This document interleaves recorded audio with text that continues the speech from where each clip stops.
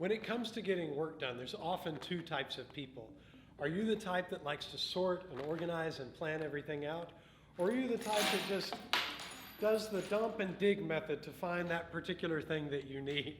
Sometimes these feel like personality traits, but what makes planning and organizing a leadership skill is not just the savings of time or the way you approach a project, it's the ability to let others participate in what you're doing. If you have the dump and dig method, that might work fine for your garage. Frankly, I have a lot of these in my workshop. But if you want other people to be able to follow along with you, there needs to be some element of organizing and planning so that you can share and communicate. Take the time to sit down and group things into their different sets and organize your thoughts.